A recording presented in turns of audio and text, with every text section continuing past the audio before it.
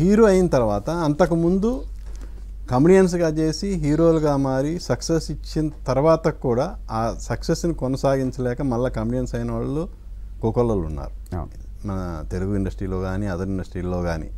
So వాళ్ళ సలహాలు ఏమైనా తీసుకున్నావా?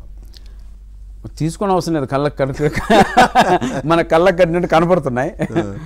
బట్ అయినా కూడా ఒక అసిస్టెంట్ డైరెక్టర్గా చేసిన అనుభవం ఉంది నాకు 7 years.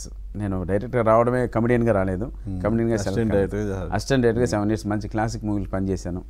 అవన్నీ అనుభవం ఉంది. ఆ డైరెక్టర్లు ఇప్పటికీ నాకు గురువుల్లా భావిస్తాను. బొమ్మరేలు భాస్కర్ గారు కావచ్చు, మారుతి గారు.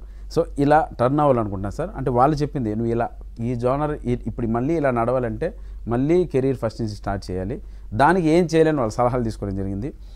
వాళ్ళు ఒకటే అంటారు, ఇంతకుముందు చెప్పిన మాట, కంటెంట్ కరెక్ట్గా పట్టుకో.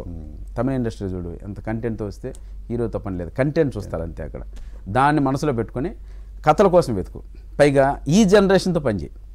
అప్కమింగ్ ఎవరైతే బీటెక్లు కంప్లీట్ చేసి మంచి ఎడ్యుకేషన్ ఉన్న వాళ్ళు ఇప్పుడు వస్తారో వాళ్ళతో పనిచేయి, వాళ్ళని పట్టుకో. పాత వాళ్ళని కొంచెం అది చూసుకో అన్నారు. పాత వాళ్ళ దగ్గరికి వెళ్లకుండా వాళ్ళ సలహాలు తీసుకొని ఈ జనరేషన్ తగ్గట్టు ముందుకు నడిస్తే డెఫినెట్గా సక్సెస్ వస్తుంది అన్నారు. ఇప్పుడు అదే కొత్త టీంతో పెళ్ళిగా అనిపిస్తుంది ఈ జనరేషన్. అంటే నాకన్నా ఒక 10 years చిన్న వాళ్ళతో పనిచేస్తున్నా.